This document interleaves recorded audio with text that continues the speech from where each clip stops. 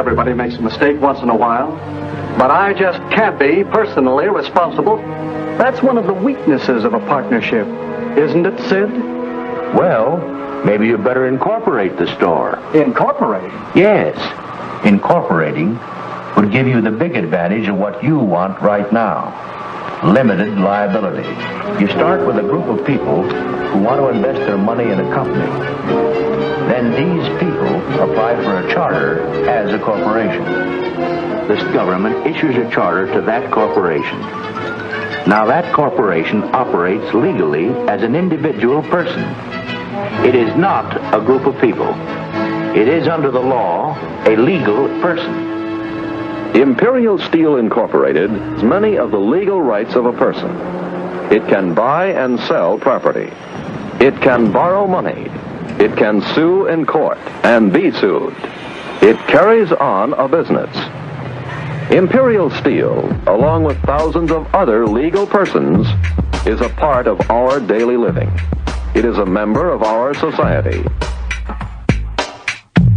Después de adquirir los derechos y las protecciones legales de una persona, ahora nos preguntamos, ¿qué tipo de persona es una corporación?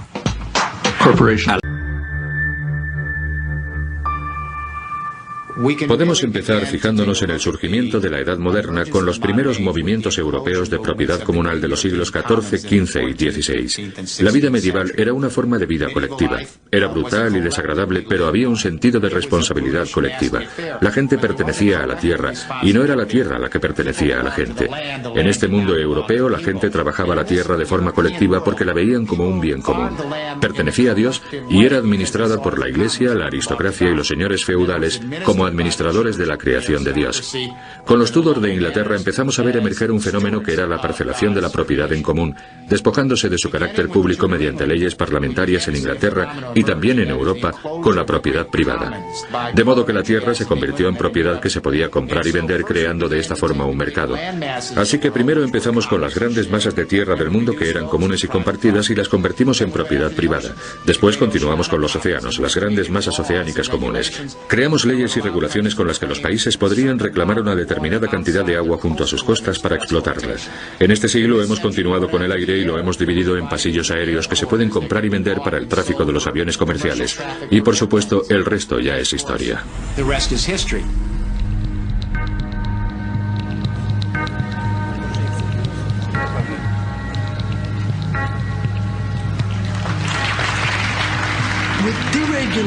Con la desregulación, la privatización y el libre comercio, lo que estamos viendo es otra parcelación, o si se prefiere, otra privatización de los bienes comunes. Una de las cosas que me parece muy interesante en nuestro debate actual es el concepto de quién crea la riqueza. La riqueza solo se crea cuando se posee de forma privada. Pero entonces, ¿qué es lo que se podría considerar el agua limpia, el aire puro, un medio ambiente seguro? ¿Es que no son también una forma de riqueza? Porque eso solo se convierte en riqueza cuando alguien le pone una valla alrededor o lo declara propiedad privada. Eso no es creación de riqueza, es usurpación de la riqueza. A lo largo de los siglos hemos ido privatizando cada vez más cosas hasta un determinado punto en que solo recientemente, digamos que en las 3 o 4 últimas décadas, hemos empezado a dar marcha atrás. Por ejemplo, los bomberos. Los bomberos en un principio eran compañías privadas. Y si no poseías en tu casa el medallón de la brigada de bomberos en cuestión y tenías un incendio, los bomberos pasaban de largo porque no los habías contratado. Poco a poco fue pasando a manos públicas como medida de seguridad. Esto es importante y no deberíamos cambiar de nuevo y pensar, ¿por qué no lo ponemos en el mercado para ver qué ocurre? Quizás se vuelva más eficiente. Creo que hay cosas en las que no deberíamos jugar con la confianza pública solo por arriesgarnos a conseguir una pequeña ganancia marginal en eficiencia que bien podría no darse.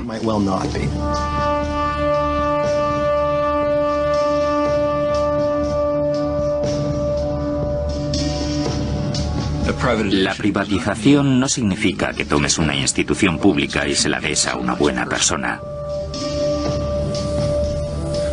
Significa que se toma una institución pública y se la das a un tirano irresponsable. Las instituciones públicas tienen muchas ventajas secundarias. En primer lugar, que pueden plantearse el hecho de funcionar con pérdidas. Su objetivo no es el de conseguir beneficios. Pueden funcionar con pérdidas gracias a las ventajas secundarias. Por ejemplo, si una industria pública de acero da pérdidas, puede proporcionar acero barato a otras industrias, y eso puede ser una ventaja. Las instituciones públicas pueden tener una propiedad contracíclica. Eso significa que pueden mantener el empleo en periodos de recesión para aumentar la demanda que te hace salir de la recesión. Las compañías privadas no pueden hacer eso en una recesión. Despiden a los empleados porque esa es la única forma de conseguir beneficios. Y hay otras muchas ventajas como esta que los economistas no calculan y que no forma parte de ese sistema fuertemente ideológico llamado economía, que evalúa ciertas cosas pero no evalúa otras.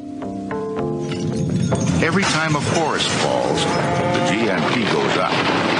With every oil spill, the GNP goes up. Every time a new cancer patient is diagnosed, the GNP goes up. If we are to save ourselves, economists must learn to subtract. Hay gente que piensa que algún día todo será propiedad de una sola persona.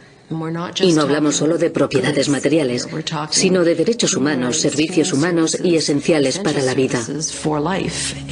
La educación, la salud pública, la asistencia social, las pensiones, la vivienda.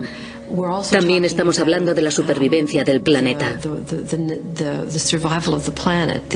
Las áreas que creemos que deben ser mantenidas como propiedad pública o bajo control público si queremos sobrevivir, como el agua y el aire.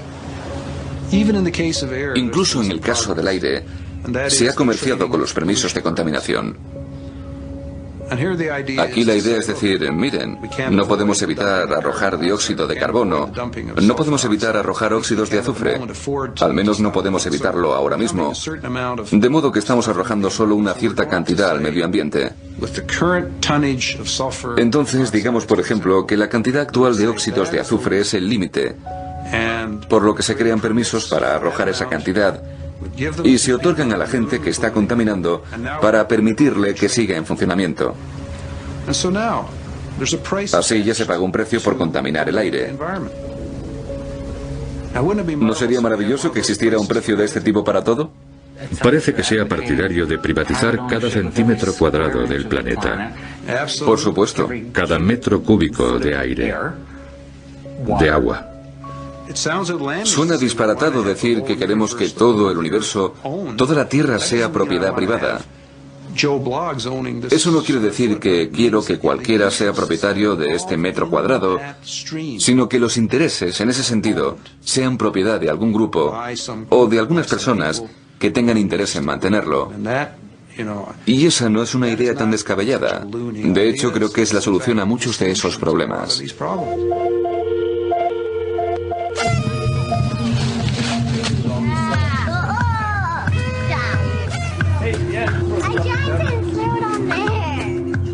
¿Se imaginan un mundo en el que una de las cosas propiedad de la corporación sea la canción Cumpleaños Feliz?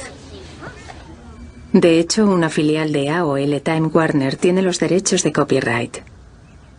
Exigían más de 10.000 euros para que ustedes pudieran oír a estos niños cantando el Cumpleaños Feliz en este documental. No hemos pagado.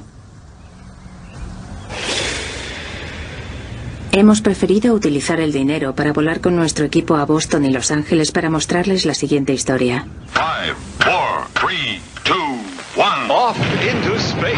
Man, that takes real teamwork. And here's a team of junior spacemen with an out-of-this-world breakfast.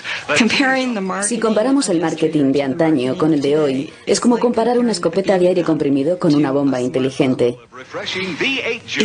No es lo mismo que cuando yo era niña, ni siquiera que cuando los jóvenes de ahora eran niños. Ha cambiado.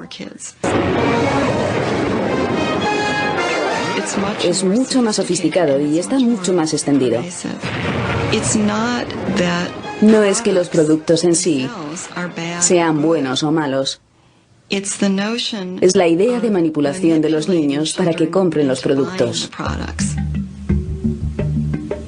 En 1998, Western International Media, Century City y Lieberman Richard Worldwide realizaron un estudio sobre los niños que piden productos a sus padres. Pedimos a los padres que mantuvieran un diario durante 3 semanas y que apuntaran cada vez que sus hijos les daban la lata por un producto. Les pedimos que apuntaran cuándo, dónde y por qué.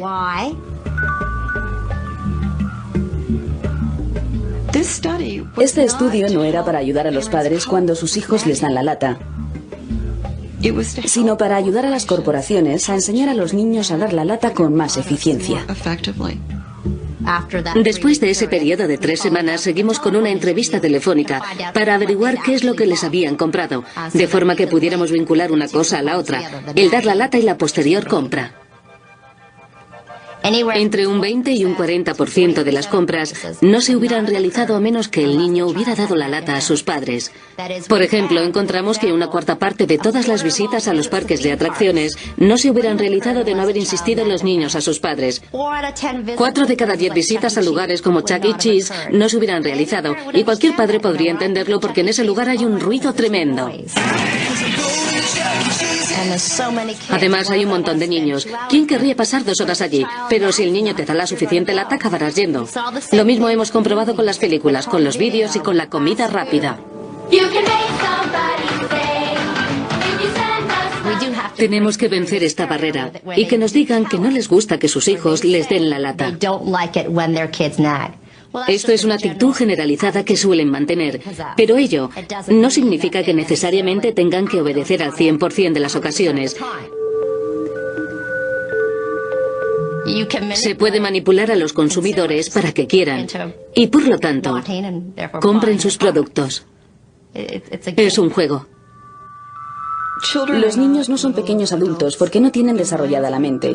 Y lo que está ocurriendo es que los publicistas juegan con la vulnerabilidad de los niños por su falta de desarrollo.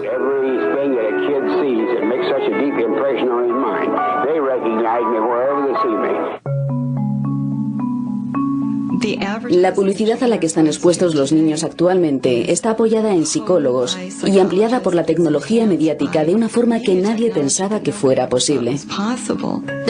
Cuanta más información se tenga del consumidor, más creativo pueden ser en tus estrategias de comunicación. Si para ello hace falta un psicólogo, entonces queremos tener uno también. No estoy diciendo que sea un error hacer cosas para los niños, pero creo que es importante distinguir entre los psicólogos que trabajan con productos para niños y ayudan a las empresas fabricantes de juguetes a hacer productos que sean apropiados para su fase de desarrollo. Creo que es estupendo, pero otra cosa es vender los juguetes directamente a los niños. Hoy día los niños son el blanco de toda una enorme gama de productos. El año pasado, en una encuesta del USA Today, dijeron que el 73% de los padres sienten que no pueden proteger a sus hijos de la cultura popular o de la cultura de las corporaciones.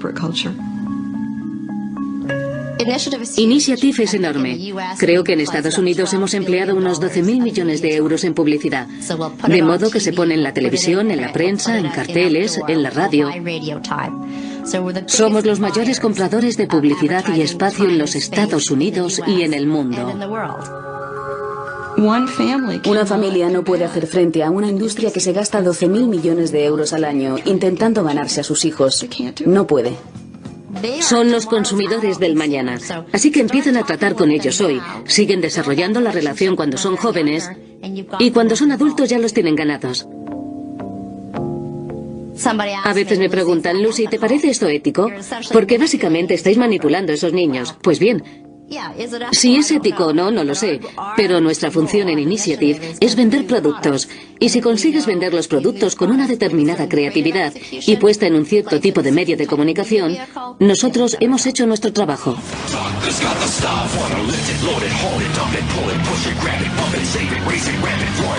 Todas las instituciones proporcionan a las personas una función social que ocupar en la sociedad.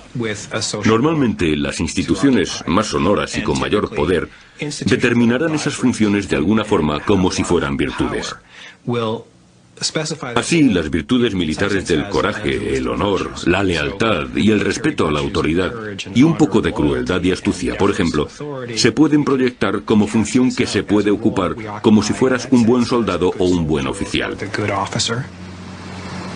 Lo mismo se puede decir de las iglesias, escuelas o cualquier institución que tenga poder sobre la gente y las modele. La corporación es igual. Nos proporciona una lista de virtudes, una especie de rol social que es el del buen consumidor. Like the waters of a mighty ocean, people also represent a tremendous force, the understanding of which is of greatest importance to the American way of life. This force is known as consumer power. El objetivo de la corporación es maximizar los beneficios y la cuota de mercado. Además, tienen una estrategia para su objetivo, que es la población. Esta consiste en convertirla en consumidores completamente mecánicos de productos que no necesitan. Tienes que desarrollar lo que se llaman necesidades creadas y, por lo tanto, crear deseos. Se tiene que imponer en la gente lo que se llama la filosofía de la inutilidad. Hacer que se centren en las cosas insignificantes de la vida, como el consumo de la moda. Solo estoy parafraseando la literatura comercial y la verdad es que tiene su lógica. Lo ideal es tener individuos totalmente disociados unos de otros, cuyo concepto de sí mismos y su sentido del valor sea el de cuántas necesidades creadas soy capaz de satisfacer. These people are customers because they are willing to trade money for widgets. And all the customers take their widgets home to all parts of the country. Look at all that money the widget builder has taken in from the sale of his widgets. Tenemos industrias enormes. La industria de las relaciones públicas es monstruosa. La publicidad y demás están diseñadas para intentar moldear desde la infancia a la gente con este patrón que ellos desean. En el mundo de la economía, en el que la información nos llega filtrada por las multinacionales de medios de comunicación y por el poder de los poderosos anunciantes, ¿quién defenderá nuestro derecho público a saber y qué precio deberemos pagar por conservar nuestra capacidad para tomar decisiones bien informados?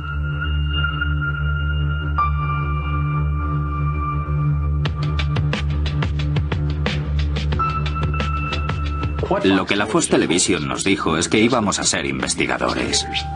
Contad las historias que queráis, haced preguntas difíciles y obtener respuestas.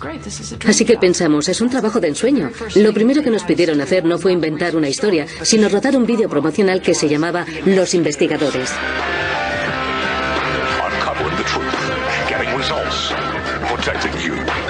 Tenían un equipo de rodaje, una máquina de humo, sacaron nuestra silueta. Una de las primeras historias con las que se encontró Jane fue el descubrimiento de que la mayoría de la leche del estado de Florida y de gran parte del país estaba adulterada con los efectos de la hormona de crecimiento bovina que estaban inyectando los granjeros a sus vacas para que pudieran producir más leche. Con Monsanto no me había dado cuenta de lo eficaz que podía ser una corporación para conseguir algo en el mercado. Era algo sorprendente. Los niveles de coordinación que debían tener. Tenían que tener a profesores universitarios en su poder, debían tener expertos en su poder, tenían al público en su poder y, por supuesto, a la administración. No nos olvidemos. Tenían que tener convencidos a los reguladores federales de que se trataba de un producto bueno y seguro para ponerlo en el mercado. Y lo hicieron muy bien. It's a great time to be a high-producing cow. Posilac One Step, bovine somatotropin by Monsanto. El gobierno federal se limitó a ponerle un sello antes de permitir su salida al mercado. Las pruebas de toxicidad para los seres humanos más larga fue de 90 días utilizando 30 ratas. Posilac is the single most tested new product in history and is now available to you specifically so you can increase your profit potential. Y o bien Monsanto entregó unos resultados erróneos a la administración, o la administración no se molestó en examinar detalladamente los propios estudios de Monsanto.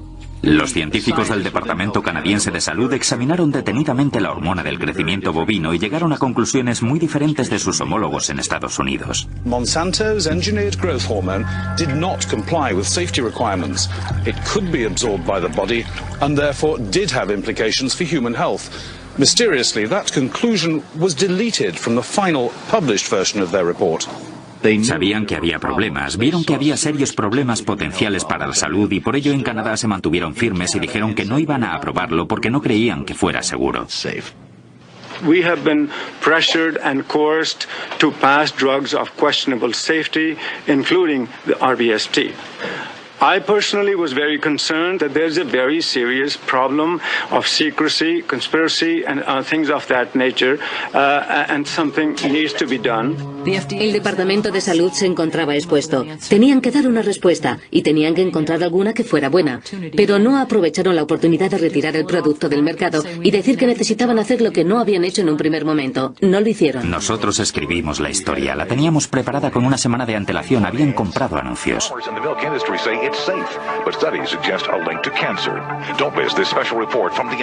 Ese viernes por la noche, antes del lunes, iba a comenzar la serie, pero recibimos por fax una carta de una abogada muy cara de Nueva York diciendo que la había contratado Monsanto.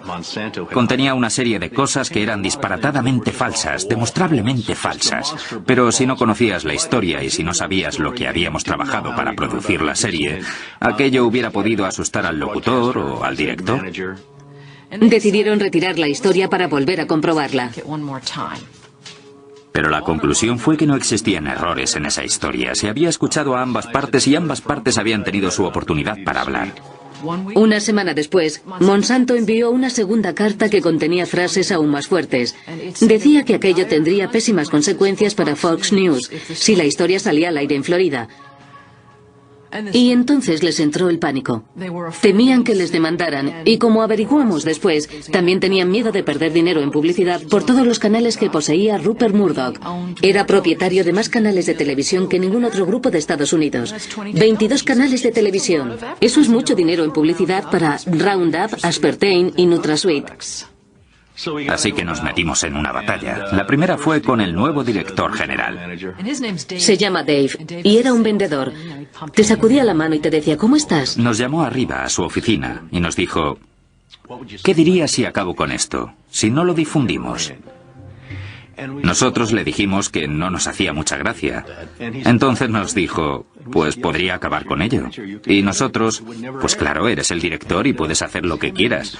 Entonces se puso a vacilar y a dar vueltas de un lado a otro y nosotros sin saber de qué iba todo aquello hasta que finalmente lo soltó. Mirad, ¿se lo diríais a alguien? Y le dije, yo no voy a mentir por ti. Y una semana después nos volvió a llamar a la oficina para decirnos, de acuerdo, queremos que hagáis estos cambios. De hecho, vais a hacer estos cambios. Entonces nosotros le dijimos, mira, déjanos enseñarte la investigación que muestra que esta información que quieres que emitamos no es verdad. Y nos respondió, eso no me importa. Y yo, ¿perdón? Dijo, para esto es para lo que tengo abogados. Escríbelo de la forma que quieren los abogados. Y yo, pero esto son noticias, es importante. Esto son cosas que necesita conocer la gente. Y esto nunca lo olvidaré porque sin pensárselo un segundo me dijo, hemos pagado 3.000 millones de euros por esos canales de televisión y nosotros te diremos cuáles son las noticias. Las noticias es lo que nosotros decimos que son. Y le dije, pues no lo hago. Y él, bien, si te niegas a presentar esta historia de la forma que pensamos que debe ser presentada, serás despedido por insubordinación. Le dije que iría a la Comisión Federal de Comunicaciones y comunicaría que el jefe de este canal me ha expulsado de mi trabajo por negarme a mentir a la gente por la televisión. Y me dijo, muchas gracias, recibirás noticias nuestras enseguida. Pasaron 24 horas y no recibimos absolutamente nada. Una semana después nos vuelve a llamar y resulta que han cambiado la estrategia. ¿Qué te parece si te damos dinero y desapareces? Y yo le dije, ¿cuánto dinero? Porque cuando alguien te ofrece sobornarte así, siempre quiero saber si valdría la pena. Nos iba a ofrecer el resto del salario del año si aceptábamos no hablar de lo que había hecho Monsanto y no hablar de la reacción de la corporación Fox sobre suprimir la historia. Y esto es importante, no hablar de dicha historia, no hablar del BGH nunca en ninguna parte, no llevar esta historia a ninguna organización de noticias. Cerrar la cremallera. ¿Quieres decir que si voy a las reuniones del colegio de mi hija y me preguntan qué hay en la leche que dan en la comida de la escuela, no puedo decírselo? Me dijo, no puedes hablar de esto en ninguna parte. Y Steve dice, bueno, ponlo por escrito. Y yo pensaba, ¿qué estás diciendo? ¿Cómo que lo ponga por escrito? Pero no dije nada. Entonces Dave lo puso por escrito y nos lo envió por mensajería 2 días después. Nos dijo, ¿vais a firmar? Y nosotros, no, Dave, no vamos a firmar eso. Y él, bueno, pues devolvédmelo, ¿vale? Y nosotros, no, Dave, no te lo vamos a devolver. Y entonces dijo, bueno, no podemos compraros, no podemos haceros callar. Vamos a emitir la historia en una forma en la que podamos estar todos de acuerdo que pueda emitirse. Y empezamos a reescribir y editarla con sus abogados. Durante esta revisión de 8 meses, esta palabra, revisión, me resulta graciosa, hicieron cosas como, por ejemplo, quitar la palabra cáncer, porque decían que no había que identificar cuál era el problema potencial, simplemente decir consecuencias para la salud. Quitaron o minimizaron cualquier crítica a Monsanto o a su producto. Estaba muy claro. Diría que su objetivo era modificar cada palabra del informe. Y cambiamos esto y lo otro y lo de más allá. Y entonces no era suficiente, con lo que cambiamos esto y lo demás. Versión tras versión. 83 veces. No tendríamos por qué reescribir algo 83 veces. Obviamente no querían emitirlo y estaban intentando volvernos locos y hacer que abandonáramos o esperar a encontrar el primer resquicio en nuestro contrato para poder echarnos. Y en efecto, anunciaron que iban a echarnos sin ninguna razón. Bueno, esto ya era demasiado. Steve escribió una carta al abogado en Atlanta que se llamaba Caroline Forrest, la abogado corporativa de Fox. Y yo le dije, este despido no es por ninguna razón. Nos están despidiendo porque nos negamos a emitir algo que sabíamos y demostramos que era falso y engañoso. Esa es la razón, puesto que no nos dejamos amilanar. Porque fuimos capaces de enfrentarnos a esta gran corporación, a sus editores y a sus abogados, y por ser capaces de decirles, mirad, debe haber un principio superior al de simplemente ganar dinero. Y nos contestó por carta en la que nos decía, es cierto, esa es exactamente la razón. Os habéis enfrentado a nosotros en esta historia y por eso os estamos despidiendo. Gran error. Eso significa venganza. No te puedes vengar contra empleados por negarse a hacer algo que creen que es ilegal o en lo que no quieran participar. Eso nos proporcionó el estatus necesario en el estado de Florida para tirar de la manta y poner una reclamación contra nuestro patrón. 2 o 3 años después salió el juicio. Tras 5 semanas de testimonio, el veredicto del jurado con una indemnización de 425.000 euros determinaba que la historia que nos habían presionado para emitir, la historia que nos resistíamos a contar, era de hecho falsa, distorsionada o sesgada. Fox News apeló el veredicto. 5 grandes corporaciones mediáticas de noticias acudieron al tribunal en apoyo de Fox. Florida's appellate court has ruled in favor of Fox 13. You may recall that Jane Acree, a former reporter here, sued Fox 13 in a whistleblower lawsuit, claiming she was fired for refusing to distort her report. The appeals court today threw that case out, saying Ms. Acree had no whistleblower claim against the station based on news distortion. Fox 13 Vice President and General Manager Bob Linger says the station has been completely vindicated by the ruling. Lo que Fox se negó a informar es de esto. Jane demandó a Fox bajo el estatus proporcionado por el estado de Florida que protege a aquellos que intentan evitar que otros infrinjan la ley. Pero los jueces del Tribunal de Apelación encontraron que falsificar las noticias no va en contra de la ley. Por ello, también le negaron a Jane el estatus de protección y la compensación de 425.000 euros. Canadá y Europa mantienen la prohibición del RBGH. El RBGH continúa oculto en el suministro de leche en Estados Unidos.